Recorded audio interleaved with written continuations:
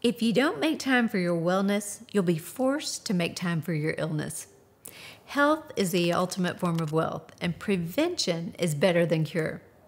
The scripture says in 3 John that I pray that you may enjoy good health and that all may go well with you, even as your soul is getting along well.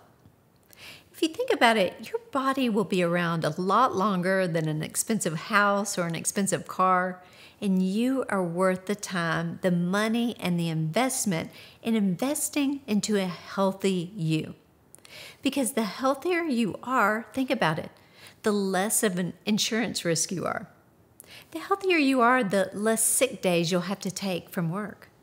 The healthier you are, the more energy you will have. So today I want to talk to you about 3 ways to invest in your health. Number 1, you got to get your nutrients. You got to eat for your health. One way you could do that is maybe eat clean, avoid sugars and heavily processed foods. Look at the ingredients when you buy food. You know, low fat doesn't mean it's healthy. In fact, low fat means they pack in the sugar, the salt, and the empty carbs to help the food taste better and be preserved longer. You gotta set yourself up for success. You gotta take care of your temple. One way you can do that is by stocking your fridge with healthy items. Stock your pantry with healthy, non-processed foods. I tell you what, it'll make a difference in the way that you feel.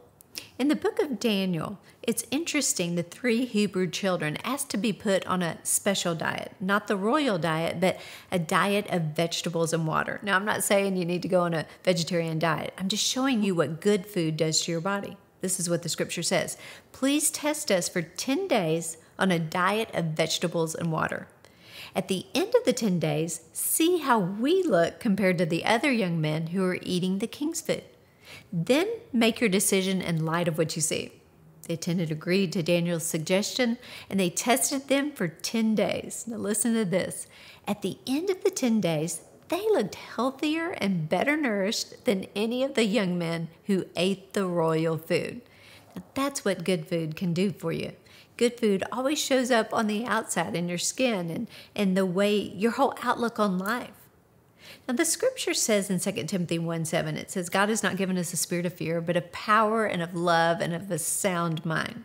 In one translation, it says it's given us a power, a love, and sound judgment and personal discipline, self-control. I know what you're thinking. You're thinking, you know what? I love food. It's hard for me to make right choices concerning my diet, my food. You know what? You can pray this scripture. God, give me self-discipline. God, give me self-control to make healthy decisions so I can live a long life on this earth. Help me to know what's good for my body. And then set yourself up for success. Listen, y'all. Good food equals good mood. I say it all the time on here. You got to nourish to flourish.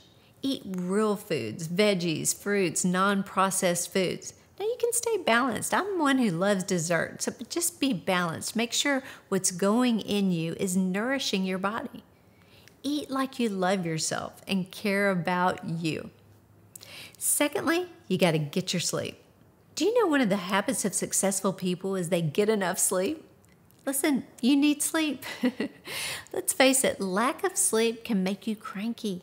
And when you're cranky, you just might take it out on those you love. Sleep deprivation negatively affects your mental ability. Poor sleep or sleep deprivation can shorten your life expectancy. But with good sleep, you have better productivity, better heart health, better metabolism, better immunity, better physical performance, and a better memory, to name a few. It also improves mental and psychological well-being. You know when you get a good night's sleep, you can think clearer, you just think faster. So you have to get in the habit of getting a good night's sleep. Now, often that means you got to establish a routine and be consistent. Wind down at the same time every night. Get relaxed. Don't watch something on TV that riles you up.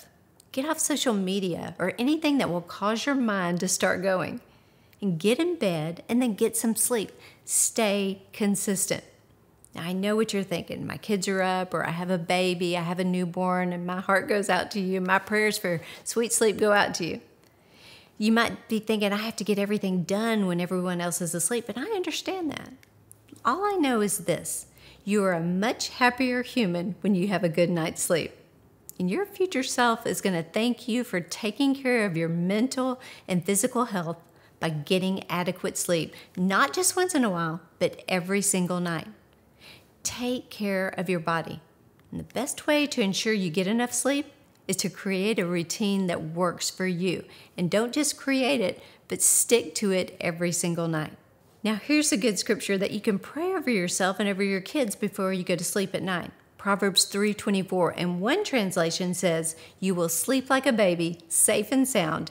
Your rest will be sweet and secure." In another translation, it says, "You will rest without a worry and sleep soundly." Now, that's good to pray over you before you go to sleep at night. Thirdly, you gotta get moving. A healthy body is a happy, flourishing, energetic body. And exercise helps you regulate your sleep patterns. It helps you manage your weight and manage stress in a healthier way, and it increases your lifespan. There's many ways you can exercise, but one way that I'll talk about is walking. Walking doesn't require any equipment, just a good pair of walking shoes. Now listen, the benefits of walking are so great.